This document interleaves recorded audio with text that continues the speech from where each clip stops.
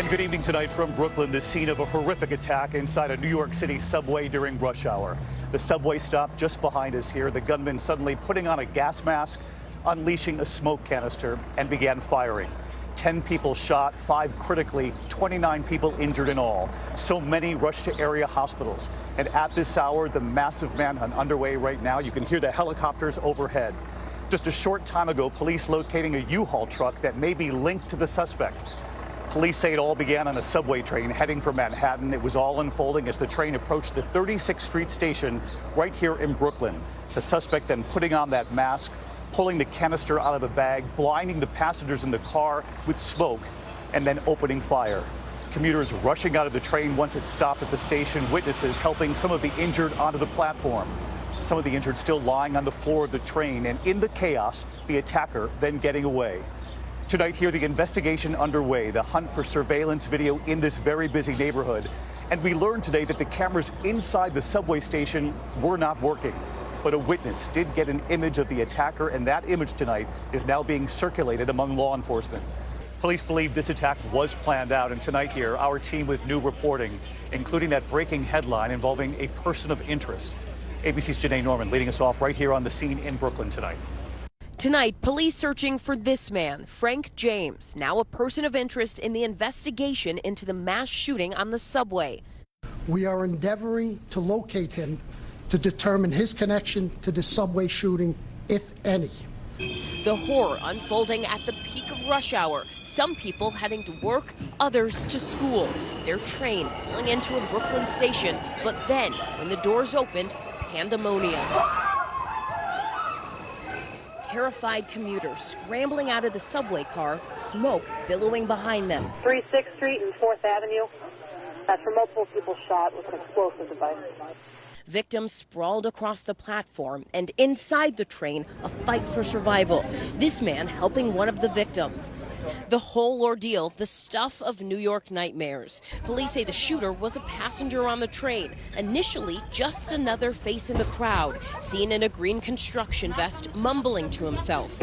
New York's new police commissioner describing the moment he unleashed the smoke inside that car. As the train was pulling into the station, the subject put on a gas mask. He then opened a canister that was in his bag, and then the car filled with smoke. After that, he began shooting. Passengers couldn't see, couldn't breathe. One man we spoke with thought the pops he heard were fireworks. It's not until after the popping stopped, like, I saw on the floor that there was a lot of blood. And I realized that fireworks can't do that much damage. It had to be gunshots. There are people literally on top of each other, crowding over each other, trying to get out of the way, trying to not be seen. People are just panicking. Soon, commuters were rushing up and out of the station, streaming onto the street. I seen a couple people walk out and they just fell in the middle of the street, you know? What did they look like? They all got shot. I've never seen something like this, and it was just shocking and scary, and at the same time, wondering if the gunman was here or not. Yeah. Governor Hochul warning that, yes, the shooter was still out there. This person is dangerous. They're asking individuals to be very vigilant and alert. So this is an active shooter situation. The quiet residential neighborhood now ground zero in a massive manhunt. An army of law enforcement trying to piece together clues. This is one of the subway stations, the center of the investigation, and right next to it, a pizza parlor where investigators are checking to see if there's possibly any surveillance camera that could help the investigation. They're checking every camera in the neighborhood, but remarkably, New York officials say the camera inside the subway station itself malfunctioning. But police did find the shooter's backpack there, multiple smoke devices, and a bag of commercial-grade fireworks, but no active explosives.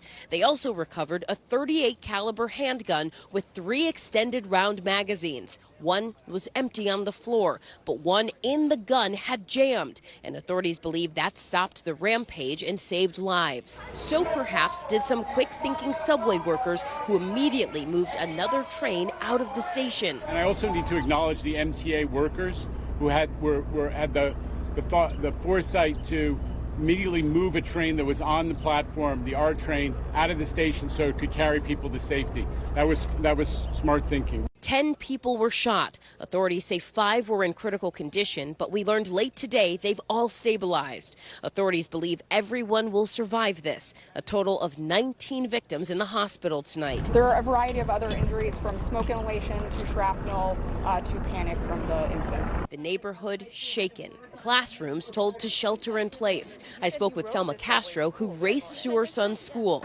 What goes through your mind knowing that your son was riding the train to school right around the time this happened?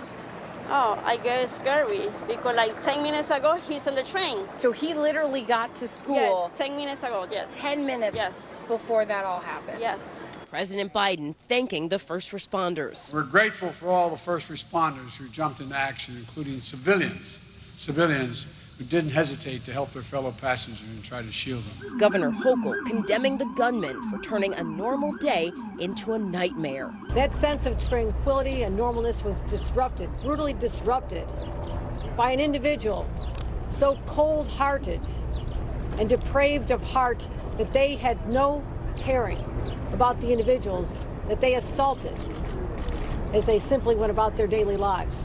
And Janae Norman with us here in Brooklyn tonight. And Janae, as you just reported there, authorities are looking to find any images from the surveillance cameras all throughout this neighborhood.